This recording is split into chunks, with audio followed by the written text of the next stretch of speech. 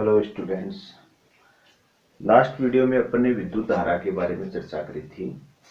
विद्युत धारा में अपन ने देखा था कि आवेश प्रवाह की दर है उसको अपन विद्युत धारा कहते हैं। दूसरी बात उसका मात्रक देखा था, एसआई मात्रक एम्पियर था। और एक था अपने फॉर्मूला था I = Q/T। इससे अपन ने एक मात्रक निकाला था कूलाम/सेकंड, और इसको क्या कहा था अपन ने, एम्पियर। ठीक है। फिर दूसरी बात है कि विद्युत धारा है वो हमेशा चालकों में ही प्रवाहित होती है। अब चालक में विद्युत धारा प्रवाह का कारण, चालक है उनमें विद्युत धारा के प्रवाह, तो मैंने आपको बताया था चालकों में क्या होते हैं, मुक्त इलेक्ट्रॉन उपस्थित रहते हैं। ठीक है।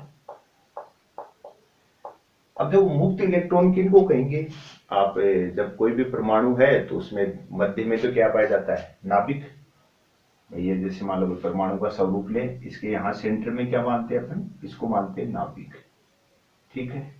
सेंटर वाले को अपन बोलते हैं नाभिक, बीच में होता है। नाभिक में होते हैं प्रोटॉन और न्यूट्रॉन। नाभिक में कौन होते हैं, प्रोटॉन और न्यूट्रॉन। और इलेक्ट्रॉन इसके चारों ओर ऐसे कक्षाओं के अंदर चक्कर लगाते रहते हैं, ऐसे वर्ताकार टाइप की कक्षाएं होती हैं। इन कक्षाओं के अंदर अपन क्या मानते हैं, इलेक्ट्रॉन में इसमें चक्कर लगाते हैं। जो आपके बाह्यतम कक्षा होगी, जो बाह्यतम, जैसे मान लो इसके अंदर ये भार वाली है, तो जो बाह्यतम कक्षा के या जिनको संयोजी कोष भी बोलते हैं, उनके इलेक्ट्रॉन है उनको अपन क्या बोलेंगे, हमेशा मुक्त इलेक्ट्रॉन। कारण ये जो बाह्यतम कोष वाले, बाह्यतम कक्षा वाले इलेक्ट्रॉन होते हैं, इनका नाभिक के साथ आकर्षण बल क्या होता है, कम होता है। क्योंकि नाभिक के अंदर कौन उपस्थित होते हैं, प्रोटॉन, और ये कक्षाओं में कौन है, इलेक्ट्रॉन। तो प्रोटॉन और इलेक्ट्रॉन दोनों एक दूसरे के विपरीत स्वभाव के हैं। ये धनात्मक स्वभाव का होता है, ये क्या होता है, ऋणात्मक स्वभाव का। जब अपोजिट नेचर होने के कारण इनके मध्य क्या होता है, आकर्षण बल होता है।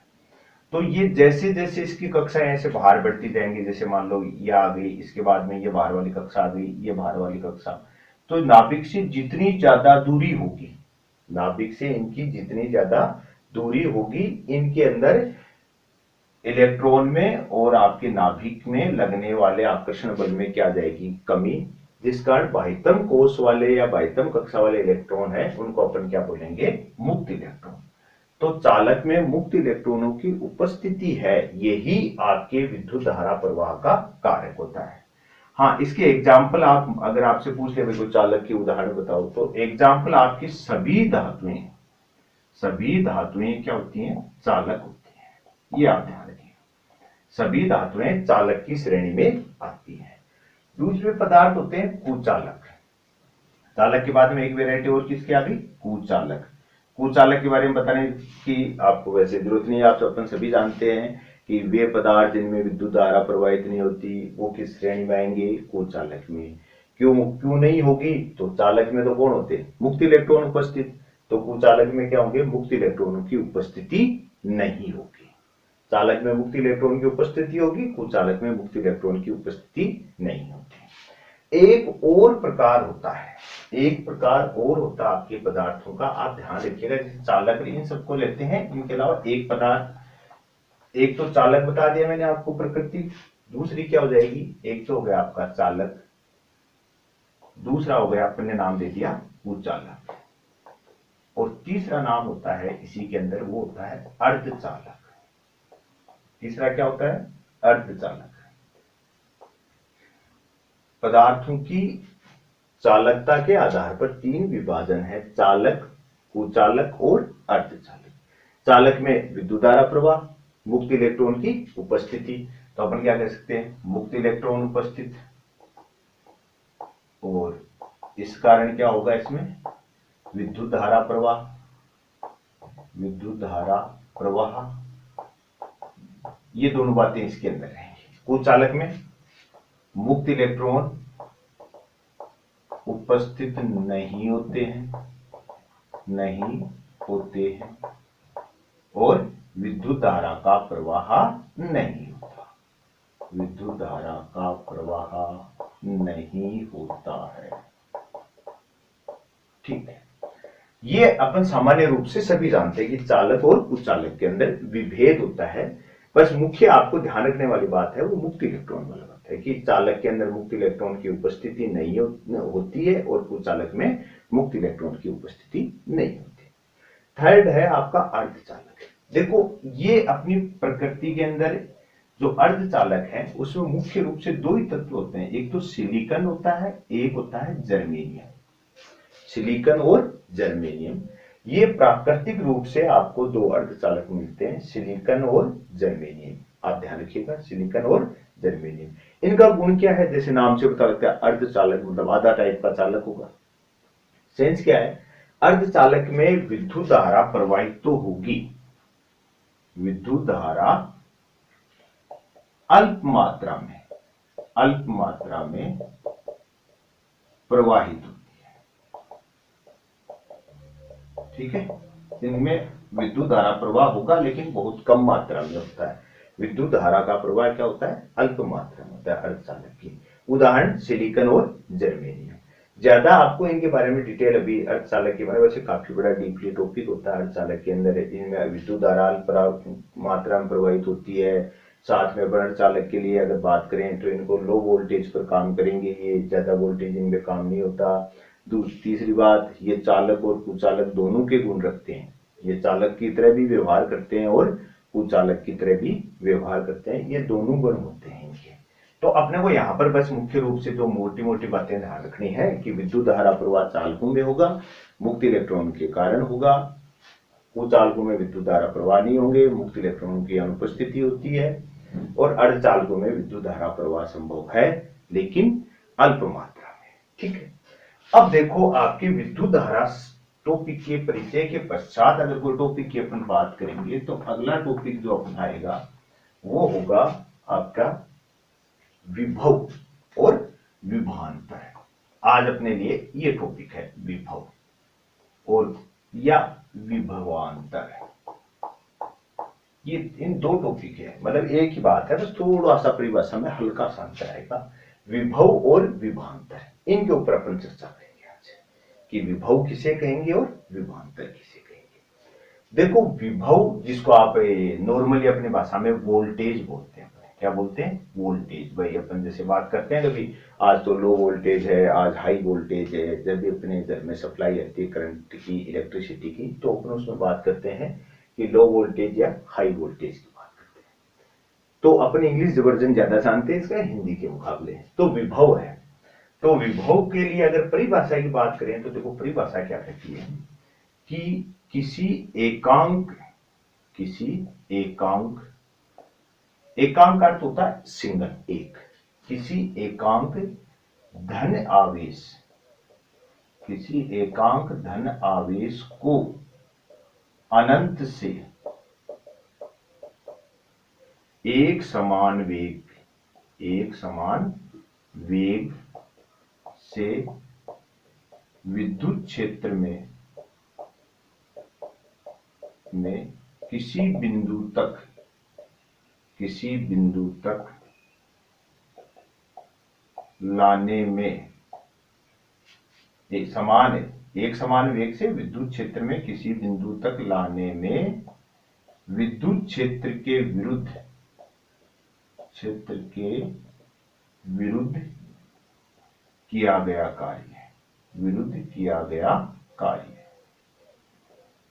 कार्य विभव कहलाता है।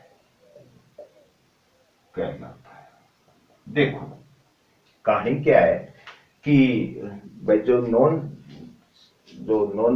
साइंस वाले या नॉन टेक्निकल जो स्टूडेंट उनको थोड़ा सा अजीब लगता है।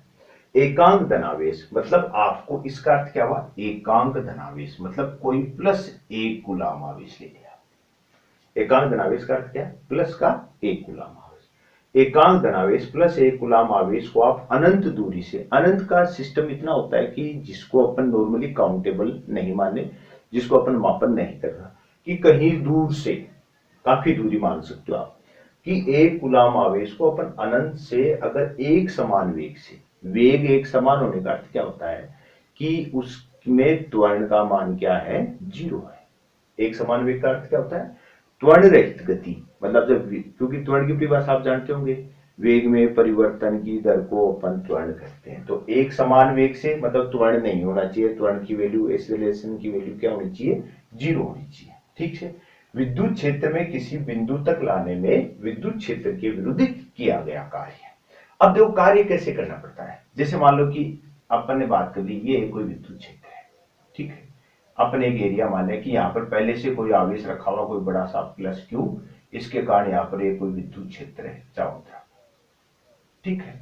विद्युत क्षेत्र मतलब इस आवेश के चारों ओर का एक प्रभाव है, प्रभाव क्षेत्र है, जहां तक मतलब इसका खुद का प्रभाव प्रदर्शित होता है। जैसे भाई मान लो कि किसी वायर में, किसी तार में विद्युत धारा प्रवाहित हो, तो उसके चारों तरफ भी एक विद्युत क्षेत्र होता है, और उसमें अगर बाई चांस कोई चालक वस्तु चली जाती है या फिर मान लो अपनी उस एरिया में चले गए, तो अपने को करंट महसूस होगा। जिसको मतलब हमेशा ऐसा नहीं होता कि आप कोई चालक तार है उसको ऐसे टच करें तो करंट है। अगर ये चालक तार है, इसमें करंट फ्लो हो रही है, तो उसके चारों तरफ एक क्षेत्र बन जाता है, विद्युत क्षेत्र बोलते हैं। जैसे चुंबक में देखा होगा आपने, चुंबक के से कुछ दूरी पर भी अगर लोहे की चीज रखी है तो उसको वो तुरंत आकर्षित कर लेता है, टच करने की जरूरत नहीं होती। वैसे ही किसी भी आवेश हुआ या किसी तार में अगर आवेश का प्रवाह हो रहा है, तो उसके चारों तरफ एक क्षेत्र होता है, जिसमें अगर ऐसे इसके पास अपने बात के लिए इसके चारों तरफ एक क्षेत्र है। इससे अगर मान लो अपने कहते कोई अनंत दूरी से आप +1 कूलम लेके आए, इसमें कहीं भी लाओ, उसके क्षेत्र में यहां लेके आ जाओ, यहां लेके आ जाओ, यहां कहीं भी, तो आप देखो ये जो पहले से आवेश रखा है इसके कारण चारों ओर क्षेत्र है, आप लेकर क्या आ रहे हैं, +1 कूलम। तो इसका स्वभाव भी धनात्मक है, जो रखा है उसका स्वभाव भी क्या है, धनात्मक। तो आप जैसे इसके पास पास लाओगे तो आपको पता है समान स्वभाव के आवेश, जो सेम नेचर होती है, जैसे प्लस प्लस हुआ, माइनस माइनस हुआ, इन समान स्वभाव के आवेशों में क्या होता है, प्रतिकर्षण। तो आप जैसे इस 1 कूलम आवेश को लाकर इसके क्षेत्र में प्रवेश करेंगे, तो ये उसे क्या करेगा, प्रतिकर्षित करेगा। मतलब उस पर एक प्रतिकर्षण बल का आरोप हो जाएगा, उसमें प्रतिकर्षित कर देगा, उसको दूर फेंकेगा, भाई मैं मेरे क्षेत्र में नहीं आने देना चाहता। लेकिन हमारी परिभाषा क्या कहती है, एक समान वेग। अगर प्रतिकर्षण होगा तो इसके वेग में कमी आएगी, वेग में कमी आनी नहीं चाहिए। इस कारण क्या करते हैं अपन, इसको बाहर से एक बल लगाते हैं। आपको इसको थोड़ा सा ऐसे प्रैक्टिकली सोच के देखो, क्योंकि आवेश दिखाई तो देता नहीं है, दिखता नहीं तो अपन थोड़ा सा अजीब लगता है, अपन समझ कैसे पाए। तो अपन क्या करते हैं, इसके मतलब बाहर से एक बाह्य बल लगता है, और उस बाह्य बल के कारण ये ऐसे यहां से विस्थापित होते हुए इसमें किसी भी बिंदु तक आ जाएगा। तो आप तो कार्य करेंगे, तो कार्य का मान क्या होगा, जो भी कार्य का मान होगा वो क्या कहलाएगा, आपका विभव कहलाएगा। ठीक है। तो ज्यादा डिटेल में तो आपको समझ में नहीं आएगा, इतना ध्यान रख सकते हैं कि एक तो परिभाषा की एकांक धनावेश को अनंत दूरी से अगर आप विद्युत क्षेत्र में किसी बिंदु तक लेकर आएंगे, तो आप जो भी कार्य करेंगे उसको अपने विभव कहेंगे। दूसरी बात क्या है, इसका एक फॉर्मूला होता है, W = QV। तो V = क्या हो गया, W/Q। ये आपका W कौन हो गया, वर्क, कार्य, Q कौन आपका, आवेश। अच्छा, आवेश कितना लेके आ रहे हो आप, 1 कूलम। अगर आप 1 कूलम आवेश लेके आए तो आपने कह दिया भाई मेरा Q की वैल्यू कितनी है, प्लस का 1 कूलम। तो देखो V = क्या हो गया, W/1, या V = क्या हो गया, W। परिभाषा सिद्ध होती है कि नहीं होती, कि एकांक धनावेश को अनंत दूरी से आप लाए तो लाने में जो भी कार्य करना पड़ा वो विभव के तुल्य होगा। तो देखो V = W अपन ने सिद्ध कर दिया, V और W क्या हो जाएंगे, इक्वल हो जाएंगे। ये परिभाषा, ये फॉर्मूला आपके लिए मोस्ट है। इस फॉर्मूले पे आधारित कोई क्वेश्चन भी आ सकता है। इसी फॉर्मूले से अपन विभव का मात्रक भी बनाएंगे। देखो मात्रक कैसे बनता है, अब आपके सामने V = क्या है, W/Q। तो W मतलब कार्य, कार्य का मात्रक जूल, तो अपन कहेंगे जूल, और नीचे कौन है, Q, आवेश, आवेश का मात्रक पढ़ा था अपन ने लास्ट बार, कूलम। तो आपका विभव का मान होता है, मात्रक होता है जूल प्रति कूलम। ठीक है। इसी का एक ऐसा ही मात्रक हो रहा है जिसको बोलते हैं वोल्ट। क्या बोलते हैं, वोल्ट। विभव का ऐसा ही मात्रक वोल्ट होता है, और वोल्ट बराबर जूल प्रति कूलम होता है। वोल्ट बराबर क्या होता है, जूल प्रति कूलम। ये तो हुआ विभव। हाँ, कई बार ऐसा भी पूछ लेते हैं विभव सदिश है अदिश है। सदिश अदिश का सिंपल सा तात्पर्य क्या होता है कि कोई भौतिक राशि है उसको आपको प्रदर्शित करना है, तो एक तो आपको मान चाहिए, जैसे भाई आपको द्रव्यमान प्रदर्शित करना है तो आप क्या कहेंगे 2 किलोग्राम, 5 किलोग्राम, 10 ग्राम, ऐसे, मतलब ये तो हो गया उसका मान। दूसरी बात क्या होता है, कई भौतिक राशियों को मान के साथ साथ दिशा भी बतानी पड़ती है, भाई उत्तर दिशा में लग रहा है, पूर्व में लग रहा है, एक्स एक्स में लग रहा है, वाई एक्स में लग रहा है। उस कंडीशन के अंदर अपन बात करते हैं कि वो सदिश है या अदिश। तो ध्यान रखिएगा, विभव अदिश राशि है, इसकी कोई दिशा नहीं होती, अदिश राशि है, ठीक है। विद्युत धारा भी अदिश राशि थी, विभव भी क्या है आपकी अदिश राशि है, ठीक है। मात्रक, ऐसा ही मात्रक इसका क्या हो गया वोल्ट। वोल्ट को अपन दूसरी लैंग्वेज में क्या लिख सकते हैं, जूल प्रति कूलाम। ध्यान रखिएगा, बहुत बार कंफ्यूजन कर देंगे आपको, वोल्ट की जगह जूल प्रति कूलाम दे देंगे और फिर आपके माइंड में सेट रहेगा यार वोल्टेज का तो मात्रक वोल्ट ही होता है। तो वोल्ट को भी अपन जूल और कूलाम की टर्म में लिख सकते हैं, जूल प्रति कूलाम, ठीक है। ये तो हुआ अपना क्या हुआ विभव। अब अपन बात करेंगे विभवांतर की। विभवांतर परिभाषा से आपको पता लग रहा होगा, विभवांतर में विभव में अंतर को अपन विभवांतर बोलेंगे। विभव में अंतर क्या कहलाता है, विभवांतर,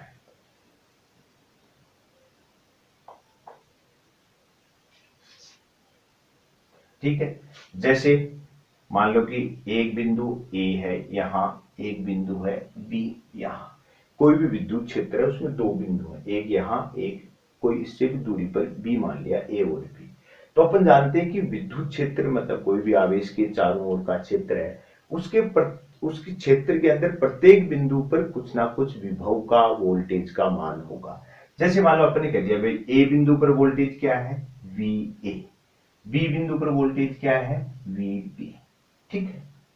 तो अगर आप इस किसी एक आवेश को Q आवेश ले लिया आपने, Q आवेश को आप A से कहां लेके जा रहे हो B तक।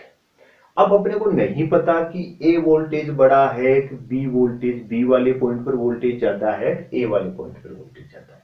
अगर अपन वोल्टेज इस किसी आवेश को अगर A बिंदु से B बिंदु तक लेके जाओगे तो आपको इन दोनों वोल्टेज में यदि कोई अंतर है, कोई सा भी बड़ा हो सकता है, कोई भी छोटा हो सकता है, तो अंतर है तो हम कार्य की वैल्यू ज्ञात करते हैं, W इज इक्वल टू होता है Q V A minus V B. मतलब दो बिंदुओं के मध्य का, दो बिंदुओं पर जो विभव है उनका अंतर, या यूं कह सकते हैं विद्युत क्षेत्र में स्थित कोई भी दो बिंदुओं के मध्य का अंतर है, वो क्या कहलाता है विभवांतर, मतलब विभवों में अंतर। अब अंतर के लिए आप भी जानते हैं मिनिमम दो तो चाहिए, ऐसे तो अंतर कैसे प्राप्त करेंगे आप। तो इस कारण मैंने आपको एक एग्जांपल देके बताने की कोशिश की कि अगर मान लो कोई भी दो बिंदु है ए और बी, इन पर वोल्टेज एक पर वी ए मान लिया, दूसरे पर वोल्टेज हमने क्या मान लिया वी बी, तो इन दोनों के वोल्टेज में जो अंतर आएगा उसको अपन बोलेंगे विभवांतर। तो ये जो formula W is equal to Q into V था, भाई फॉर्मूला भी थोड़ी देर पहले मैं ऐसे बताया W is equal to Q V, तो V कौन था वोल्टेज, और यहां भी V A minus V B, ये भी क्या आएगा रिजल्ट तो वोल्टेज ही आना है, भाई दो विभवों का अंतर तो विभव ही होगा। तो यही इसी फॉर्मूले का अपन थोड़ा सा वाइड स्वरूप ले लेते हैं, थोड़ा सा उसको बदलते हैं, तो विभव में अंतर के रूप में V A minus V B के रूप में निकालते हैं। तो आपको ये ध्यान रखना है, इस फॉर्मूले पे आधारित आपके क्वेश्चन मतलब आएंगे। आपके वोल्टेज पे क्वेश्चन क्या मिल सकता है आपको, एक तो मिल सकता है कि इसका एसआई मात्रक, तो एसआई मात्रक मैं बता चुका हूं आपको क्या होता है वोल्ट। दूसरा आपको कह सकता है कि वोल्ट बराबर है, आपको वो ऑप्शन दे दे कि वोल्ट बराबर होगा, तो अभी अपन ने इस फॉर्मूले से देखा क्या कि V बराबर क्या बन जाता है W अपॉन Q, तो W होता है कार्य और कार्य का मात्रक क्या होता है जूल, तो जूल और इसका क्या हो गया आपका कूलाम, तो वोल्ट बराबर अपन क्या लिख सकते हैं जूल बटे कूलाम। तो आपको चाहे वोल्ट दे दे मात्रक, चाहे जूल प्रति कूलाम दे दे, दोनों ही आपके विभव या विभवांतर के मात्रक होते हैं, ठीक है। दूसरी कई बार क्या करता है कि आपसे कहते हुए 10 वोल्ट आपको कह देगी वोल्टेज का मान 10 वोल्ट है, आवेश का मान आपको 1 गुलाम 2 गुलाम 3 गुलाम कुछ दे दे और कार्य पूछ ले। या फिर हो सकता है कि आपको कार्य का मान देते आपसे कहते हुए W इज इक्वल टू कहते कि 10 जूल है, क्या नाम काम दे दे आपको, W is equal to 10 joule और Q इज इक्वल टू कर दे 1 गुलाम, तो पूछेगा V बराबर बताओ, मतलब वोल्टेज बताओ। तो आप इजी तरीके से बता सकते हैं, क्यों, क्योंकि W 10 जूल हो गया और Q इज इक्वल टू 1 गुलाम है। तो फॉर्मूला क्या है, आपसे V चाहिए तो V इज इक्वल टू क्या होगा, W अपॉन Q। W की वैल्यू 10 गुलाम, सॉरी 10 जूल और Q की वैल्यू 1 गुलाम, तो वोल्टेज भी कितना आ जाएगा, 10 वोल्ट आ जाएगा। तो ये चीज ध्यान रखिए, या तो इस फॉर्मूले पर आपको कोई क्वेश्चन दे सकता है, छोटे न्यूमेरिकल, ज्यादा डीपली नहीं आ सकते, लेकिन आपको अगर फॉर्मूला ध्यान रहेगा तो आप इजी तरीके से उसको सोल्व कर सकते हैं। दूसरा, इस पे आपको जो क्वेश्चन आ सकता है, वो क्वेश्चन क्या देगा कि आपको इसका मात्रक पूछ सकता है। SI मात्रक इसका वोल्ट होता है, वोल्ट को ही हम क्या लिख सकते हैं, जूल और प्रति गुलाम, जूल प्रति गुलाम। थर्ड बात, विभव एक अदिश राशि है। परिभाषा अगर आपसे आए तो सिंपल सा आप समझ लेना कि अनंत दूरी से किसी एकांक धनावेश को यदि विद्युत क्षेत्र में, विद्युत क्षेत्र शब्द नहीं मिले तो भी यूं कह सकते हैं कि अनंत दूरी से किसी एकांक धनावेश को किसी बिंदु तक लाने में किया गया कार्य। अगला हो सकता है, जरूरी नहीं विद्युत क्षेत्र शब्द दे, नहीं दे तो भी आपको अगर इस सिमिलरिटी बात मिल जाए, अनंत दूरी से किसी एकांक धनावेश को किसी बिंदु तक लाए तो किया गया कार्य क्या कहलाएगा, आपका विभव कहलाएगा। ठीक है, ये अपन ने आज विभव और विभवांतर दो टॉपिकों की, अपन ने टॉपिक दो नहीं, आप एक ही कर सकते हो, इन पे चर्चा करी। नेक्स्ट टॉपिक है वो अपन नेक्स्ट वीडियो में देखते हैं। ठीक है, आज के लिए इतना ही।